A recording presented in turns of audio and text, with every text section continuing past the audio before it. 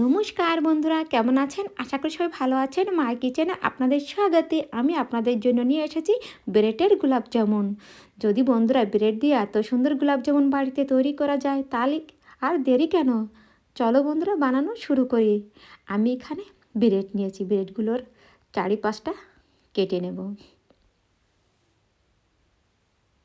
চারিপাশটা আমি কেটে নিয়েছি, আমার কাট করা হয়ে গেছে। দেখুন বন্ধুরা, এখন আমি এভাবে সম্পূর্ণ ব্রেডের চারপাশটা কাট করে নিয়েছি।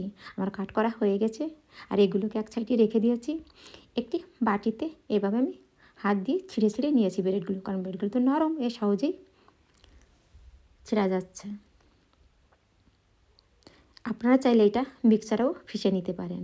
আমার ছিঁড়া হয়ে গেছে। এখন হাত দিয়ে একটু চেপে চেপে এটাকে মাখানোর মতন করে নিলেই সহজেই একদম গুঁড়ো গুঁড়ো হয়ে যাবে। দেখুন বন্ধুরা, একদম কতটা সুন্দর হয়ে গেছে। একদম আমি গুঁড়ো করে নিয়েছি। আর গুঁড়ো করা হয়ে গেছে। এখন অল্প অল্প দুধ দিয়ে এটাকে আমি মেখে নেব, কারণ ব্রেডটা নরম তো, আর অল্প দুধ লাগে। এই জন্য আমি চামচ দিয়ে অল্প অল্প দুধ দিয়ে এটাকে হালকা হাতে মেখে নেব। একদম টাইট করে না, অল্প অল্প দুধ দেবো, হালকা হাতে এটাকে মেখে নেব। কারণ এখানে আমার 10 চামচের মতন দুধ লেগেছে। যে চামচটা আমরা সবসময় ব্যবহার করি সেই চামচের 10 চামচ দুধ লেগেছে। আমার ডোটাকে সুন্দর করে আমি হালকা হাতে মেখে নিয়েছি। আমার ডোটা রেডি হয়ে গেছে। এটাকে আমি 15 মিনিটের জন্য এক সাইডে ঢেকে রেখে দিয়েছি। কড়াই দিয়ে দিয়েছি চাশনি বানানোর জন্য 1 কাপ চিনি আর 2 কাপ জল নিয়েছি। এখন আমি সুন্দর করে এটাকে মিশিয়ে নিয়েছি। এর মধ্যে 2টি এলাচি দিয়েছি। আমাদের এলাচি যারা পছন্দ না হলে দেবেন না। আমার জালটা এসে গেছে। এখন এটাকে সুন্দর করে নাড়াচাড়া করে সেট করে দিয়েছি। এখন কালারের জন্য এখানে আমি কেশর নিয়েছি। কেশরটা দিলে সুন্দর একটা কালার এসে খেতেও খুব সুন্দর লাগে। আপনাদের কাছে যদি না থাকে ফুড কালার দেবেন। আর ফুড কালারটাও না থাকে তাহলে কালার দেওয়ার কোনো প্রয়োজনই নেই, সিধাই বানিয়ে নেবেন। দেখুন আমার চাশনিটা আগে থেকে গাঢ় হয়ে গেছে, আর চাশনিটা রেডি হয়ে গেছে। হাত দিলেই চিপচিপ এসে গেছে, মতলব চাশনিটা হয়ে গেছে। চাশনিটা আমার হয়েছে, এক সাইডে রেখে দিয়েছি।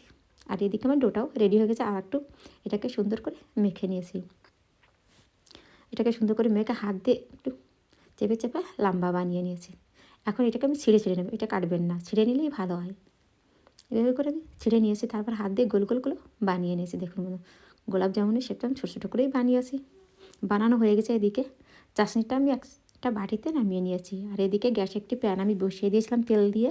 তেলটাকে আমি সুন্দর করে গরম করার পরেই আমি গোলাপ জামুনগুলো দিয়ে নিয়েছি। তারপরে এভাবে হাত দিয়ে প্যানটাকে ঝাঁকিয়ে সুন্দর করে নাড়াচাড়া করে ছিটকে নিয়েছি। তারপরে এইটাকে লো ফ্লেমে সুন্দর করে এটাকে আরও লাল লাল করে ভেজে নেব।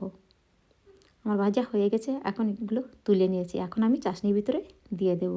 এখন আমি 3 ঘন্টার জন্য এভাবে রেখে দেব সুন্দর করে।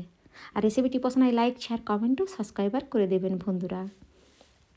দেখুন বন্ধুরা, আমার 3 ঘন্টা পর আপনাদেরকে দেখাচ্ছি আমি গোলাপ জামুনটা কতটা সুন্দর হয়েছে। ভিতরটাও একদম সুন্দর হয়েছে। দেখুন আপনাদেরকে কেটে দেখাচ্ছি। দেখুন ভিতরটাও কতটা সুন্দর হয়েছে।